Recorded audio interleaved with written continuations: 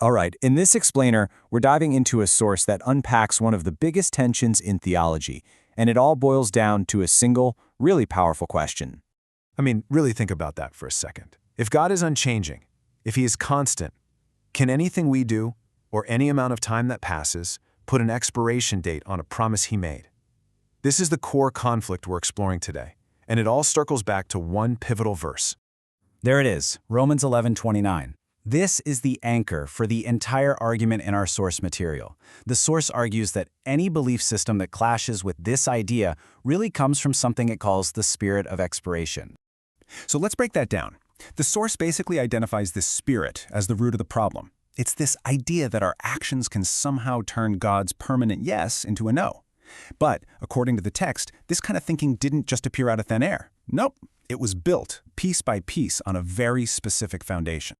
And here's our roadmap for this whole explainer. We're going to walk through each one of these 4 pillars to really understand the source's argument for why God's promises, both to Israel and to all of humanity, are truly, truly irrevocable. So let's get into the first pillar.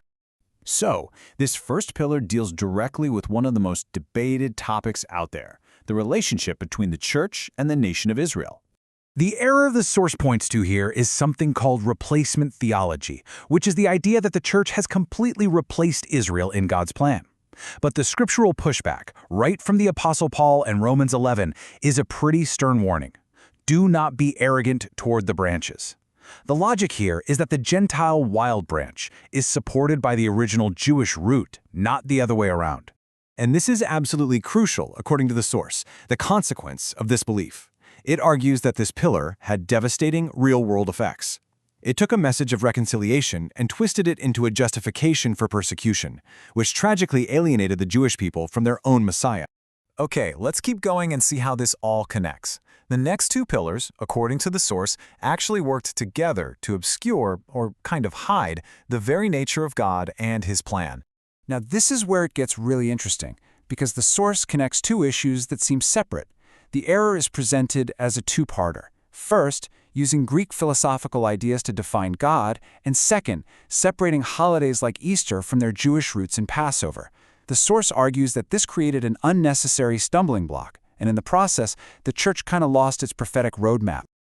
Just to be clear, when the source talks about Greek metaphysical categories, it's referring to these super specific philosophical terms, words like ousia and hypostases. They were used by early church councils to try and explain the nature of God, but the source argues this effort had a pretty significant unintended consequence. And this quote really sums up the outcome. The Shema, that foundational Jewish declaration of faith. Hear, O Israel, the Lord our God, the Lord is one. Well, in the source's view, it got clouded by all this philosophical complexity. It made God seem abstract, distant, especially to the people who first heard the message. Okay, Pillar 3 shifts from the nature of God to the nature of His promises. The error identified here is amillennialism, which is essentially the belief that God's very physical, very literal promises to Israel were only meant to be spiritual metaphors. The pushback is, well, if God's literal words can't be trusted here, what can they be trusted on? It creates a big problem. So what's the consequence of that? The source claims this doctrine completely changes our hope. It shifts it away from the restoration of this world, by kingdom come on earth, to a more abstract idea of just escaping a broken planet to go to a spiritual heaven. And that brings us to the 4th and final pillar, which the source presents as the ultimate expression of this whole spirit of expiration. The error here, according to the source, is the doctrine of eternal hell, which suggests that God's incredible redemptive love just stops at the moment of death. The source even calls this the macro version of replacement theology. You see the parallel? Just like one group was seen to replace another, here a state of eternal punishment is seen to replace any future hope of reconciliation. And again, the pushback comes from Romans, saying God has committed them all to disobedience that He might have mercy on all. Wow. This quote really hammers the source's critique home. The argument is that this doctrine ends up painting a picture of God who is ultimately defeated by human choice, rather than a God who is the absolute victor over sin and death. And this is where all 4 pillars connect. This is the core thesis.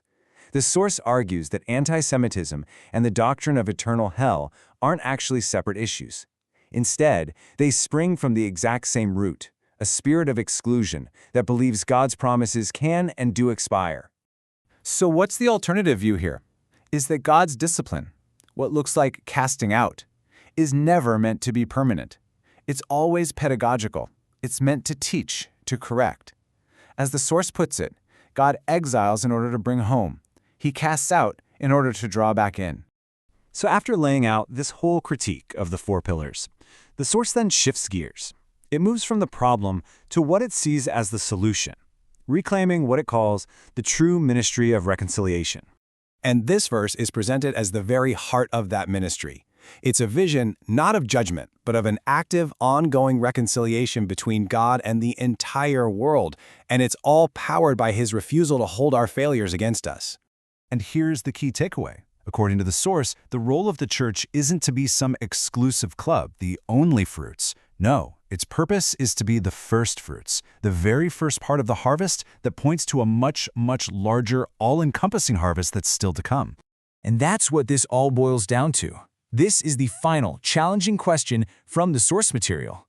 Is the ultimate plan about inclusion or exclusion? First fruits or only fruits? It's a question that completely reframes the debate, and it leaves us to really think about the true weight of an irrevocable promise.